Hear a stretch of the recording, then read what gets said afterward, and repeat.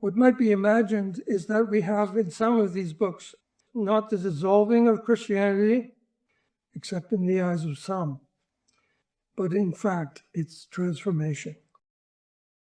That is, there is another understanding of Christianity than orthodoxy, or rather, the very concept of straight thinking about Christianity is itself acquiring a new meaning. It is no longer captured by the reading of the New Testament that is presented by the tradition. Finally, this is our concern. You're no more interested in Strauss than I am. But if we're looking at history in the Christian West, as in these lectures we pretty much are, we have to notice not just the various ideas that have influenced 20th century and 21st century people, but also that something major happened in the 19th century, which was not an idea. It was the way in which Christianity is to be understood. What is this transformation in our outlook? I can use Strauss to talk about it. Take just a quick glance at Strauss's own views, which leave us with what is perhaps a surprising question. Was Strauss a Christian? Nietzsche may have become an atheist from reading Strauss, but what about Strauss himself? Some say, of course he wasn't, exclamation mark. Others say, there's something to think about here. You do not have to believe that Christianity is such and such. Fill this in as you like, take it or leave it. Return to my hypothesis.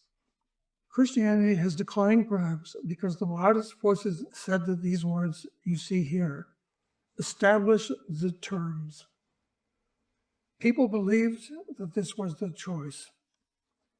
Some people said the Gospels present themselves as eyewitness accounts. That is what Christianity says. Strauss's book is an outrage. Other people said, if I have to accept the Gospels as eyewitness accounts, accept the miracles, treat Strauss as a pariah, or give the whole thing up and be a heathen,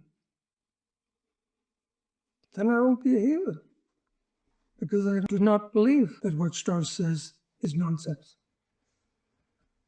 And along came World War I to help them on their way to unbelief, in that the war was widely understood as a crusade, a Christian cause.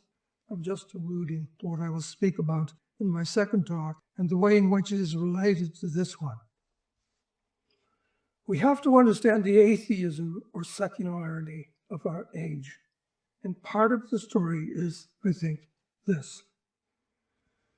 Either way, being a Christian or becoming a heathen, people behaved as if this claim were true. Christianity is such and such. Christianity is Orthodox Christianity, small o. Take it or leave it. But you could believe that this is not true.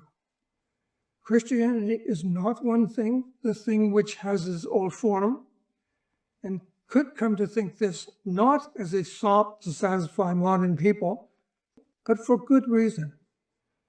That is, people have more choices than the choice you see here, stated by the loudest voices, which shut Strauss down. What is being advanced by historians like Strauss made good sense. There really was a new faith, as in the title of Strauss's last book.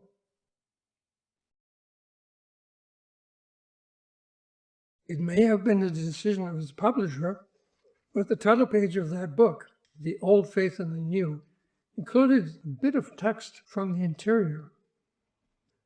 I have never desired, nor do I now desire, to disturb the contentment or the faith of anyone. But where these are already shaken, I desire to point out the direction in which I believe a firmer soil is to be found. Strauss rejected both the rationalist position and that of the tradition, but there was nothing wrong with the Gospels. He thought rather that there were problems in the way people responded to three things. As Schweitzer puts it, First, the related questions of miracle and myth. Secondly, the connection between the Christ of faith and the Jesus of history. And thirdly, the relation between the Gospel of John and the Synoptists. That is, the differences between the Synoptic and Johannine narratives is so great that all attempts to harmonize them are to be rejected, says Schweitzer. It was the first of these that attracted the most attention. The only thing that people see clearly is that Strauss altogether denies the miracles. The full scope of the mythological explanation is still a riddle to them. You might ask, what was Strauss's own position? Was he a Christian? In the closing section of The Life of Jesus, Strauss himself wrote that we seem to be reconducted in the end to the Orthodox point of view, in that this, which he believed, because of the truth that God is man, and man is of a divine race. Now, this was his own understanding of the issues, which is, of course, not the traditional view. It is what he's going to set out. In Jesus, there was some kind of unity of the divine and human. There must appear a human individual who's recognized as the visible God. So God is not, as Nietzsche would say in 1882, dead, and we have killed him. A we that might, in Nietzsche's mind, include people like Strauss. To say just a little more about this, the God-man, quoting Strauss, the person who represents Strauss's idea of the God-infused man, or the man who shows us the divine, who during his life stood before his contemporaries as an individual distinct from themselves. This man was not like other people, but transformed, and perceptible by the senses, is by death taken out of their sight. He enters into their imagination and memory. The unity of the divine and human in him becomes a part of the general consciousness, and the church must repeat spiritually in the souls of its members those events of his life which he experienced externally. The myths that were related about Christ do this. They are, in the words of Schweitzer, for example, created by later tradition out of sayings which originally belonged to different times and circumstances. That is, they were later on arranged to form connected discourses. The very last thing I'll say about Strauss is this. He says that it was in order to represent what Jesus was to his early followers that he was recalled as a person who had the divine spirit for a father and a woman for his mother. That is a way of explaining how he became the way he was. He is recalled too as a person who had the will to exist only for God, and is necessarily in a state of abasement. All of this expresses the sort of thing that I was getting at in explaining that third mode of intervention. To have the will to exist only for God, for instance, is pretty much what is involved in that prayer, to have happen what God wishes to happen or what we may wish to happen, when our entire life is at stake. In this we are abased not just before God, but before people as well. The prayer, just as in the Lord's Prayer, is to let the divine dimension rule in the earth. To be such a person is a miracle. The kingdom coming might mean no change in the physical earth, contra the usual form of miracle, and yet everything would be changed.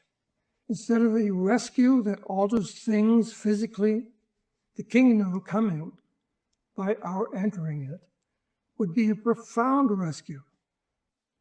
What is altered is us and our relation to each other. So everything would gradually change, and this would happen only because of God. You can hardly say that Strauss is against miracles. This is a miracle. It is completely contrary to expectation. It is an otherwise inexplicable transformation of or change in human behavior, and it is caused by God. What he does not believe in is miracles of the lower kind, 1 and 2 here, which are really images. They involve material things by which you can talk about in a text or depict in a picture things that cannot be said or depicted directly.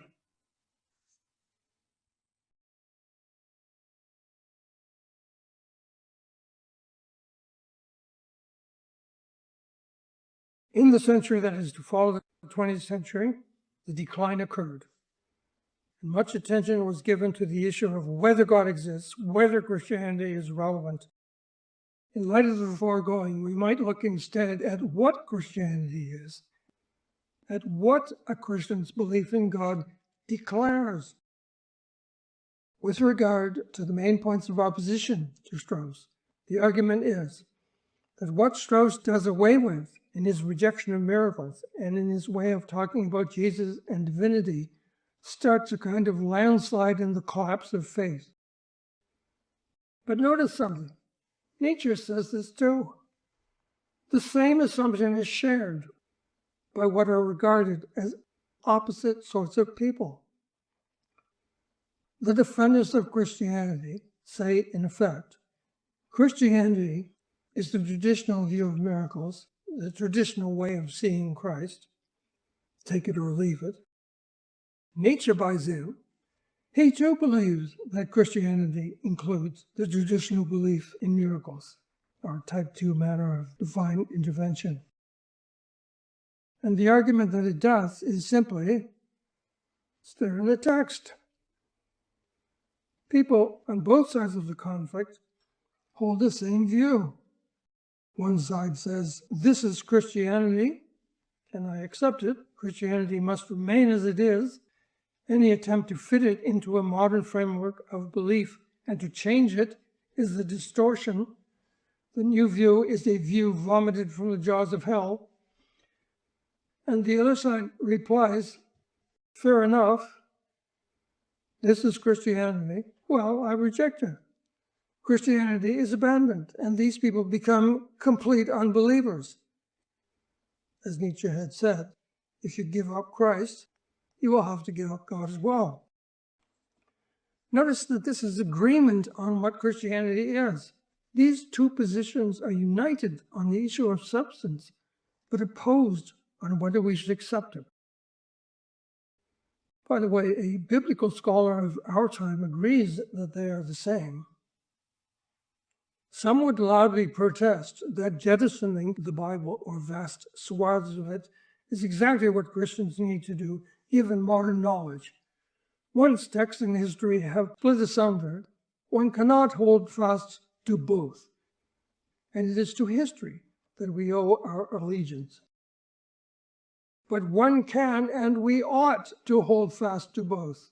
Nothing compels us to confer with the fundamentalists in insisting, along with, ironically, anti-ecclesiastical polemicists, Nietzsche, that if Jesus and Peter did not literally walk upon the waves, then Matthew 14:22-23 signifies nothing. You can see that there are more than these two positions. There are at least two more.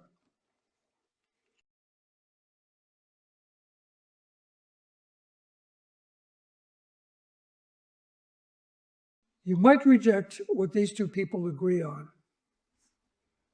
You might reject their assessment of what Christianity is. And if you reject it, you could say something like, Christianity is acceptance of the Bible, yes, but as saying what? Christianity is God leading his people through Christ. That includes both history and story. Presented as a story, it includes events that the historian calls false. Story includes things that didn't happen in time and space, because it is a story of God leading his people. A story that involves God, it includes acts of power, Matthew 7:22.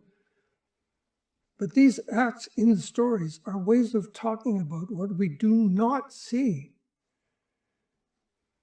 Christianity as history, as reporting the life of Christ, etc., is in no way damaged by this. It remains the story of the people of God, who just because he performs no miracles of types 1 and 2, does not, as Nietzsche thinks, disappear. God acts upon men. This returns us to the discussion of ways of divine intervention. Recall, if you consider what God is taught to be, what is meant by God, and ask, what might God's interaction with this world be? We find that we have three possibilities, and if we focus on the latter two, if what interests us is what God alone can do, again, yes, God could enter the physical world and bend physics or whatever's involved in parting the waves or walking on water, returning dead bodies to life. But that is not the only possibility. God entering the world could be God interacting with man. We can conceive this as God bringing man into God's own dimension. We cannot think of this as us moving somewhere, but we would ascend into the sky or some such thing, since you know that heaven is not up there.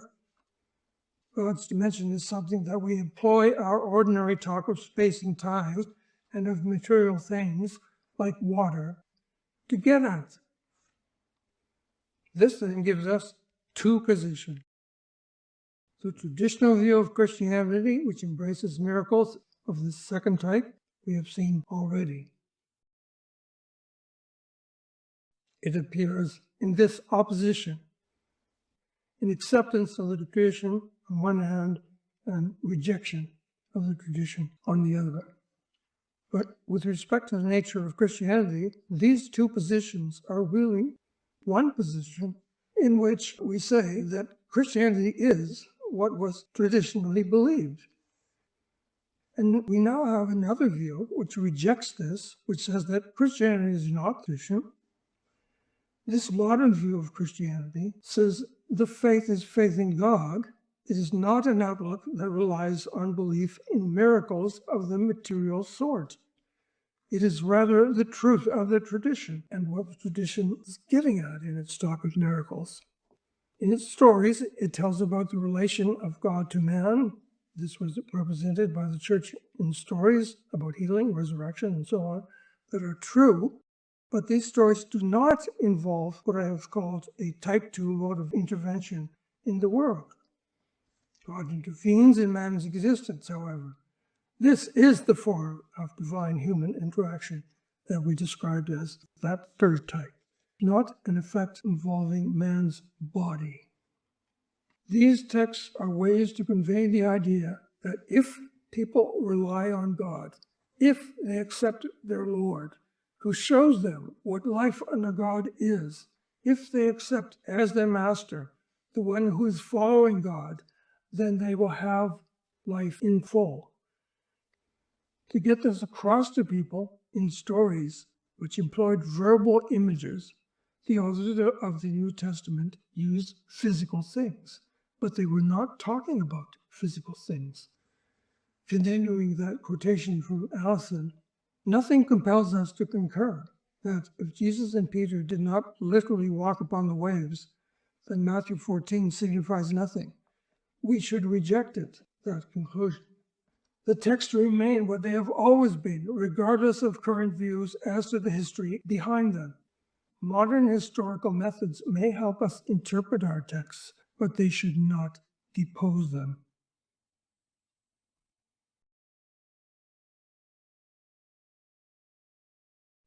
To address what seems to be a key text, if you take the Apostle Paul's claim that if Christ has not been raised, your faith is futile, we must ask what it means to be raised from the dead. And there are other possibilities than the literal meaning. Did Jesus not promise a new life in God's kingdom? And did he not enter that kingdom Is ordinary living, live for money, pleasure, contentment, whatever, not really just a simulacrum of life? If our faith is a faith that dead bodies can be made alive, is our faith in vain if Christ was not made alive in body after being dead in body? Well, if we exhibit a trust that God is the giver not just of life, which we all possess, but of true life, which we ourselves have experienced something of through the life that Jesus led and that we are trying to lead in imitation, then obviously it's not in vain. It is real, whatever is the case. Paul was speaking here against those people who said, but Jesus was not raised in any way at all. He was just killed, period. Paul is saying that in the kingdom, Jesus has life, that what he chose was that life. This too is his life. He was killed to be got rid of, but he lives. Allison writes, mythological events do not intersect the historical timeline. The parousia, the second coming, is a parable, a projection of the mythopoeic, which is myth-making, imagination. Its date cannot be known. Is the second coming soon? Coming later? Because it has no date.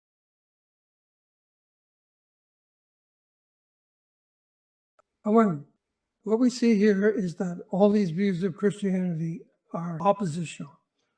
What is modern is ordinarily conceived as what is in opposition to what is ancient.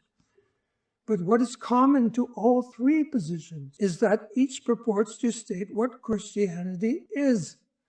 And that means that there is a fourth possibility, or third, if you count the two views on the left as one. An historian writes that Ecce Homo, Seeley's book of 1865, disclosed in early form something of a confusion into which the traditional denominations and parties of British thought were to be thrown with the advent of theological change. Theological change was taking place, and it was not a matter of one Christianity versus another.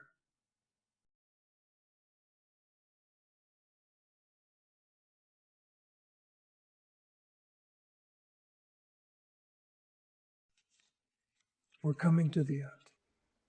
It is true that you cannot hold simultaneously two of these views. You have to pick one. But it is not the case, after Schrost et al., that we now have a Christianity for our time, that there has been progress. And Christianity is modern and is without miracles. There are indeed people who think in this way, but this picture does not convey what has happened in Western history. The view which says that Christianity proper is modern is just as dogmatic as the one it believes it has replaced. Also rejected is the atheism that is a reaction only to the tradition. It is a badly based atheism because it does not consider everything that Christianity announces.